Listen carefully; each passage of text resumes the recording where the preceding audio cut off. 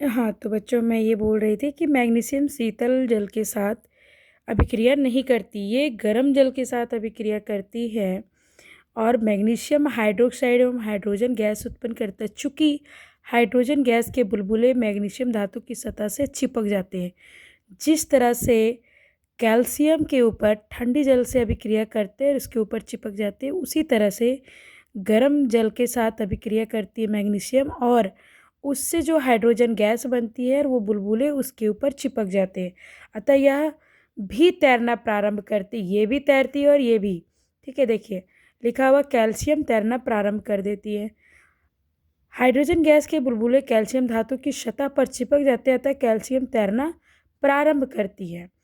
ठीक है, कैल्शियम तैरना प्रारंभ कर देती। ठीक उसी तरह से यहाँ पे मैग्नीशियम धातु की सतह से चिपक जाते हैं हाइड्रोजन गैस और यह भी तैरना प्रारंभ कर देते हैं।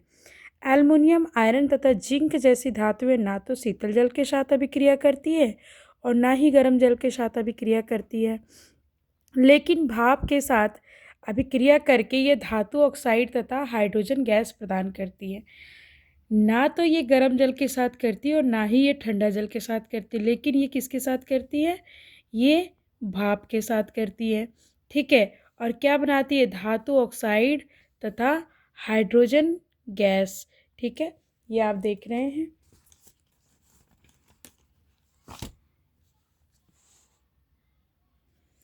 एल्युमिनियम जो है वो अभिक्रिया करती है, ठीक है, H2O के साथ और इसको जो है क्या बना लेती है? धातु ऑक्साइड यानी कि Al2O3 और हाइड्रोजन गैस उत्सर्जित करती है। और आयरन भी यही करती है। आयरन जल के साथ अभिक्रिया करता है, ठीक है, आयरन ऑक्साइड बना लेता है, ठीक है, और hydrogen gas. Lead, copper, silver तथा गोल्ड जैसी धातुएं जल के साथ बिल्कुल भी कोई अभिक्रिया नहीं करती है। ठीक है, लेड हो गया, कॉपर यानी कि तांबा जो होती वो, सिल्वर यानी चांदी, गोल्ड सोना, ये जितने भी धातु हैं ये कोई भी जल के साथ अभिक्रिया नहीं करती है। ठीक है, क्या होता है जब धातुएं अम्ल के साथ अभिक्रिया करती है? ये तो जल के साथ आपने सारा देख लिया। ठीक है, अब जो है धातु क्या है? अम्ल के साथ। जब धातु अम्ल के साथ अभिक्रिया करती है तो क्या होगा? लिखा, आप पहले ही अध्ययन कर चुके कि धातु अम्लों के साथ अभिक्रिया करके संगत लवण तथा संगत लवण तथा हाइड्रोजन गैस प्रदान करती है। क्या प्रदान करती है? संगत लवण तथा हाइड्रोजन गैस। जैसे कि देखिए धातु और तनु अम्ल, लवण और हाइड्रोजन गैस। लेकिन क्या सभी धातुएं इसी प्रकार से अभिक्रिया करती हैं? आइए पता करते हैं। क्या सभी धातुएं इसी प्रकार से अभिक्रिया करती है या नहीं, हम इसको पता करेंगे क्रियाकलाप के द्वारा। सोडियम तथा पोटेशियम अतिरिक्त बाकी सभी धातुओं के नमूने एकत्र करेंगे। अब सोडियम पोटेशियम क्यों? क्योंकि ये सबसे ज़्यादा अभिक्रियाशील है, तो इसको छोड़ देंगे हम लोग। ठीक है, और मलिन है तो रैगमॉल से रगड़कर उन्हें साफ कर ले। जितने भी धातु लेंगे उसे रैगमॉल से रगड़ करके साफ करके तब हम उसे जांच करेंगे। सोडियम तथा पोटेशियम को नहीं लीजिए क्योंकि ये ठंडे जल के साथ भी तेज़ी से अभिक्रिया करती है। यही बात हम बता रहे कि ये ठंडे जल के साथ भी अभिक्रिया करती है, इसलिए उसको नहीं लेना है। मैं हूँ एक गरीब टीचर भाई, देखिए मोबाइल पकड़ के वीडियो बना के पढ़ा रहे हैं। यही सोच के सब्सक्राइब कर दीजिएगा, लाइक कर दीजिएगा आप लोग। ठीक है, लिखा है नमूने को अलग अलग तनु हाइड्रोक्लोरिक अम्ल युक्त प्रश्नलियों में डालिए। ठीक है, थर्मामीटर को प्रश्नलियों में इस प्रकार लटका दे कि उसका बल्ब अम्ल में डूब जाए। बुलबुले बनने की दर सावधानी पूर्वक परीक्षण कीजिए। कौन सी धातुएं तनु हाइड्रोक्लोरिक अम्ल के साथ तेजी से अभिक्रिया करती है? आपने किस धातु के साथ सबसे अधिक ताप पर रिकॉर्ड किया है? तनु अम्ल के साथ अभिक्रियाशीलता के आधार पर धातुओं को आरोही क्रम में अवरोही क्रम में व्यवस्थित कीजिए। यानी कि हम लोग को बहुत सारे धातु लेना है सोडियम पोटेशियम को छोड़ के, ठीक है। और क्योंकि वो तो ठंडे जल के साथ भी अभिक्रिया करती है ना मेरे बच्चों, तो उसको हम नहीं लेंगे। और उसके बाद जितनी भी धातुएं लेंगे उसको क्या करने बोल रहा है कि वो जब हम जिस नमूने को लेंगे उसको हाइड्रोक्लोरिक अम्ल में डालेंगे, ठीक है। और उसके अंदर हम थर्मामीटर को, जो है थर्मामीटर का जो मुंह होता है, माउथ, उसी को यहाँ पे बल्ब बोल रहा है, जो लटकाना है ऐसे कि उसका जो थर्मामीटर है वो माप सके कि कितनी टेम्परेचर है इसमें अभी, ठीक है। और वो टेम्परेचर भी बता सके, सारे धातुओं के अलग अलग टेम्परेचर को वो बता सके, ऐसे हमको नोट करना है। और जो अभिक्रियाशीलता के आधार पर जितने जो सबसे ज़्यादा अभिक्रियाशील होगा उसको हम क्रम में व्यवस्थित करेंगे, अवरोही क्रम में, यानी कि बढ़ती हुए क्रम में। जो सबसे ज़्यादा है उसका आगे रखेंगे, जो सबसे कम है उसको पीछे रखेंगे, ठीक है। देखिए बच्चों, हम लोग को अभिक्रियाशीलता के आधार पर धातुओं को अवरोही क्रम में व्यवस्थित करना है। तनु हाइड्रोक्लोरिक अम्ल के साथ मैग्नीशियम, एल्युमिनियम, जिंक तथा आयरन की अभिक्रियाओं के लिए समीकरण लिखिए। जब धातुएं नाइट्रिक अम्ल के साथ अभिक्रिया करती तब हाइड्रोजन गैस उत्सर्जित करती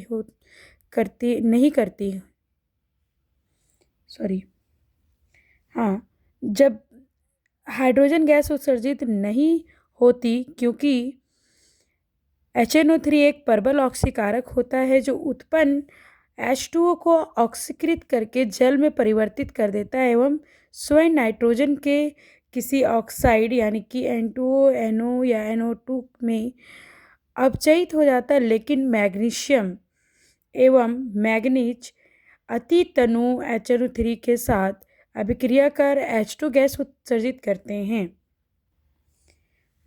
ये HNO3 को ही नाइट्रिक अम्ल कहते हैं, ठीक है। ये क्या है? नाइट्रिक अम्ल। यहाँ पे लिखा हुआ है नाइट्रिक अम्ल। नाइट्रिक अम्ल के साथ धातुएं जब अभिक्रिया करती है तो उससे जो हाइड्रोजन गैस उत्सर्जित होता है वो क्या करती है, जल में परिवर्तित कर देता है ऑक्सीकृत करके। नाइट्रोजन किसी ऑक्साइड जैसे कि N2O, NO या NO2 में अपचयित हो जाता है, लेकिन मैग्नीशियम एवं मैग्नीज अति तनु HNO3 के साथ यानी कि नाइट्रिक अम्ल के साथ अभिक्रिया कर हाइड्रोजन गैस उत्सर्जित करते हैं। और ये क्या करते हैं? हाइड्रोजन गैस निकालते हैं, उत्सर्जित करते हैं। क्रियाकलाप 3.11 में आपने देखा कि बुलबुले बनने की दर मैग्नीशियम के साथ सबसे अधिक थी। इस स्थिति में अभिक्रिया सबसे अधिक ऊष्माक्षेपी थी। अभिक्रियाशीलता इस क्रम में घटती है कि मैग्नीशियम, ठीक है, फिर एल्युमिनियम, जिंक, आयरन यानी कि कॉपर की स्थिति में ना तो बुलबुले बनते हैं और ना ही ताप में कोई परिवर्तन होता है, ठीक है। कॉपर की स्थिति में क्या होती है, ना तो ही उस पर ना ही बुलबुला बनेगा, ना ही उसमें कुछ परिवर्तन आएगा ताप में, जैसा का तैसा। इससे पता चलता है कि कॉपर HCl यानी कि तनु HCl, तनु और सांद्र में बता चुकी हूँ, ठीक है। तनु HCl के साथ अभिक्रिया नहीं करता है। कौन? कॉपर। कॉपर तनु HCl के साथ अभिक्रिया नहीं करती है। क्या आप जानते हैं एक्वा रेजिया रॉयल जल का लैटिन शब्द 3:1 के अनुपात में सांद्र हाइड्रोक्लोरिक अम्ल एवं जल सांद्र नाइट्रिक अम्ल का ताज़ा मिश्रण होता है। यह गोल्ड को गला सकता है। यानी कि एक्वा रेजिया एक ऐसा लिक्विड है जो कि किसको गला सकता है? सोना को, ठीक है।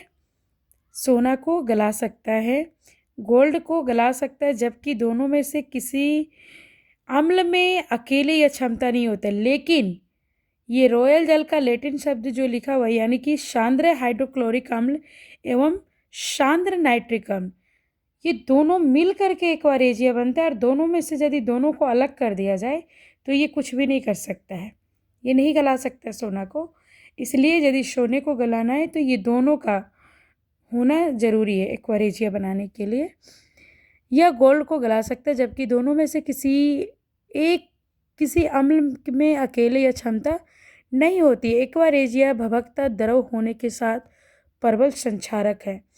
यानी कि ये भभकता हुआ द्रव होने के साथ ये क्या है, परबल संक्षारक है, यानी कि बहुत ही जल्दी, ठीक है, बहुत तेज़ी से ये संक्षारकता लाती है। परबल मतलब बहुत तेज़ी, बहुत मजबूत। यह उन अभिकर्मकों में से एक है जो गोल्ड एवं प्लेटिनम को गलाने में समर्थ होता है। सोचिए, ये गोल्ड और प्लेटिनम को गला देता है, ठीक है। तो ये आपको याद रखनी है बच्चों।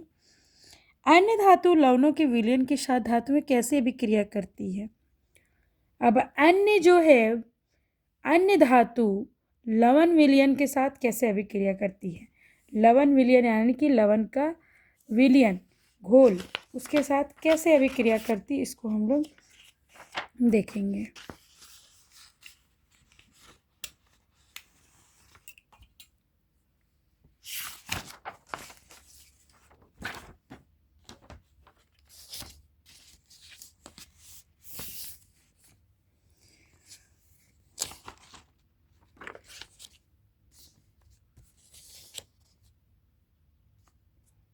लिखी हुई अभिक्रियाशील धातु अपने से कम अभिक्रियाशील धातु को उसके यौगिक विलयन या गलित अवस्था से विस्थापित कर देती है। यानी कि अधिक अभिक्रियाशील धातु जो है वो कम अभिक्रियाशील धातु को अपने यौगिक विलयन से उसको विस्थापित कर देती है, हटा देती है, ठीक है। आपको ये बात पता होना चाहिए कि यदि दो कोई भी चीज़ है, ठीक है, तो जो प्रबल होगा वो कमज़ोर को हटा देगा, ठीक है। आप अपने ही घर में देखते होंगे कि कोई मजबूत है या कोई मजबूत जानवर है, ठीक है, और वो एक छोटा सा चूजा है, तो उसको कहाँ से, मतलब परवल कौन हुआ। मान लीजिए बकरी का बच्चा है और मुर्गी का बच्चा है, तो आपके सामने तो जो बकरी का बच्चा है वो ज़्यादा परवल है, मुर्गी का चूजा तो बहुत छोटा है बेचारा, ठीक है, वो एकदम से कमज़ोर सा है। तो यदि कुछ खाने वाला दे दिया जाए दोनों के सामने, तो ऑफ कोर्स है कि जो बकरी का बच्चा है वो मुर्गी के बच्चे को धक्का देके खुद खा लेगा, ठीक है, उसके दाने को वो खा जाएगा। तो यानी कि जो मजबूत वाला होता है परवल वाला, वो कमज़ोर को हटा देता है, विस्थापित कर देता है, खुद वहाँ पे आ जाता है। लिखा है पिछले खंड में हमने देखा कि सभी धातुओं की क्रियाशीलता समान नहीं होती। यानी कि ये बार बार बता रहे हैं कि सभी धातुओं की अभिक्रियाशीलता एक समान नहीं होती, कोई बहुत ज़्यादा है, कोई बहुत कम है, कोई कुछ भी नहीं है। हमने ऑक्सीजन, जल एवं अम्ल के साथ विभिन्न धातुओं की अभिक्रियाशीलता की जांच की, लेकिन सभी धातुएं इन अभिकर्मकों के साथ अभिक्रिया नहीं करती। इसलिए हम सभी धातुओं के नमूने को अभिक्रियाशीलता के अवरोही क्रम में नहीं रख सकेंगे। इसलिए अवरोही क्रम में जो सजाने के लिए दिया गया है वैसे हम नहीं रख सकते, क्योंकि सबकी जो अभिक्रियाशीलता अलग अलग है, बहुत अलग है। लिखी है कि आपने अध्याय 1 में जो विस्थापन अभिक्रिया का अध्ययन किया वह धातुओं की अभिक्रियाशीलता का उत्तम प्रमाण प्रस्तुत करता है। अध्याय 1 में हमने विस्थापन अभिक्रिया पढ़ाई है, जिसमें ये भी बताया कि विस्थापन अभिक्रिया आखिर है क्या। इसे समझना बहुत ही आसान एवं सरल है। अगर धातु ए तथा धातु बी को उसके विलयन से विस्थापित कर देती है तो यह धातु बी की अपेक्षा अधिक अभिक्रियाशील है। यानी कि एक धातु ए है, दूसरी धातु बी है, उसको उसके विलयन से विस्थापित कर देता है, तो यह धातु बी की अपेक्षा अधिक अभिक्रियाशील है। यानी कि ये ज़्यादा पावरफुल है, तभी तो बी को हटा दिया और ये बी के जगह में आ गया है, ठीक है। यानी कि धातु ए और धातु बी का लवण विलयन, धातु ए का लवण विलयन तथा धातु बी। पहले यहाँ पे देखिए विस्थापित करके यहाँ पे क्या आ गया, ए का लवण विलयन आ गया और धातु भी इधर आ गया है, ठीक है। लिखा है क्रियाकलाप 3.12 में अपने परीक्षणों के आधार पर कॉपर तथा आयरन में कौन सी धातु अभी क्रियाशील है। 3.12 के अनुसार जो आपने परीक्षण किया है उसमें जो है कॉपर तथा आयरन में से कौन सी सबसे ज़्यादा भी क्रियाशील है, दोनों में से, ठीक है। इसको आपको खुद बताना है, आप हमको बताएंगे, ठीक है, कि कौन सबसे ज़्यादा अभिक्रियाशील है ये दोनों धातुओं में से, कॉपर और आयरन। अब आगे जो पॉइंट लिखी है वो है सक्रियता श्रेणी। अब ये सक्रियता श्रेणी हम लोग अगला पार्ट में पढ़ेंगे, ठीक है बच्चों।